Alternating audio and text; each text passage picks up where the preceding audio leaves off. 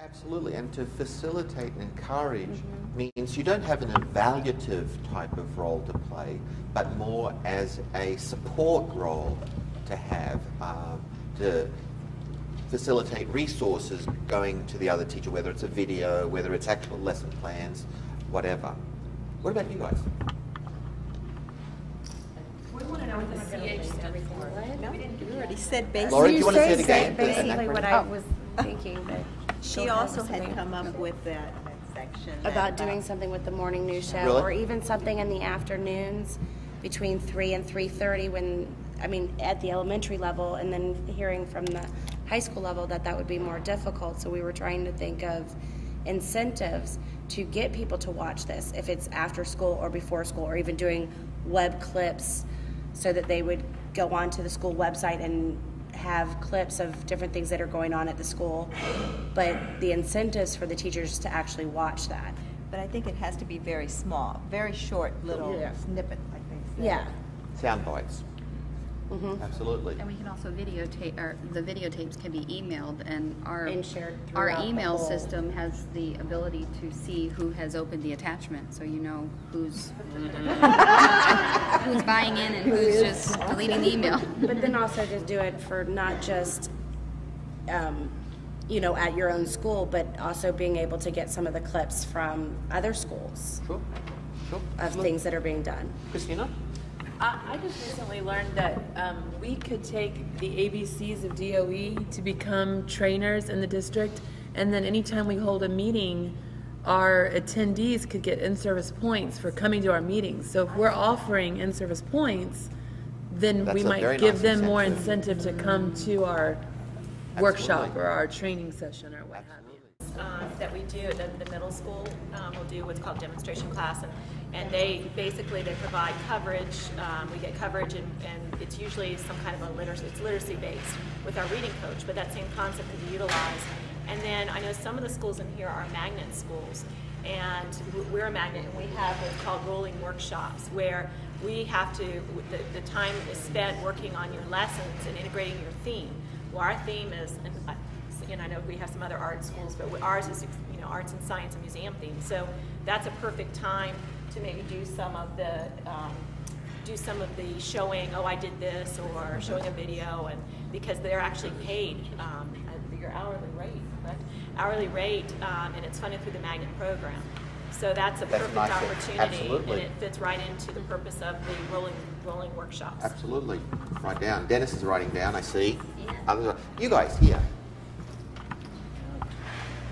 Well, I guess we were just talking mainly about the role of an arts coach, and just basically going back to the illustration you gave earlier about reading the directions and having all the steps, and you get so stuck in place and you can't move forward, and someone comes along and says, oh, this is what that means, and you become unstuck. And an arts coach, one of their many duties, I guess, would be to get people unstuck and to see things in a new way, and introduce subject areas into their classroom that they may not have thought about before or felt comfortable doing, and so they would help the teacher do that, and also be a sounding board, identify problems, potential problems.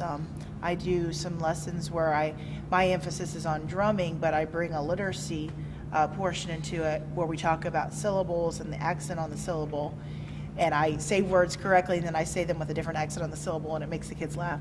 But that's with a focus on music and drumming. If I took that to a third grade teacher, and they were doing it from an opposite perspective, from a fluency reading perspective, then I could maybe help them introduce the drum portion of it. So that's in that way I would be like an arts coach, helping them and help them identify how to do that, so that they felt comfortable with that.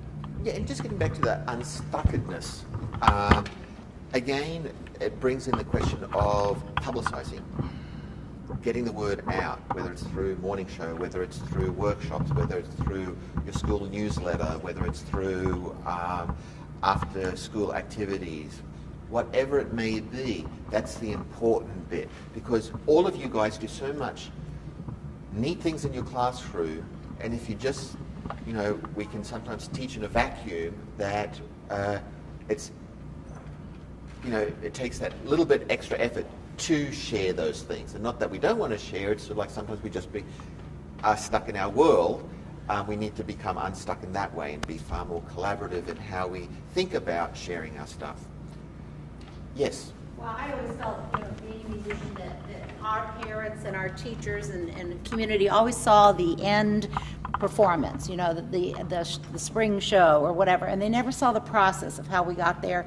So I always, made it a point, we talked about it at Blake too, to have open houses where people come in and see how did we get to that, final performance, and, along the way, how we taught the words or the instruments or whatever we were doing, the theater part of it. And I think that's very important to get that PR advocacy out there that, we're not just, it's not all about the performance, it's about how we got there. That's a key word, advocacy. Maybe that could be the A in the coach too.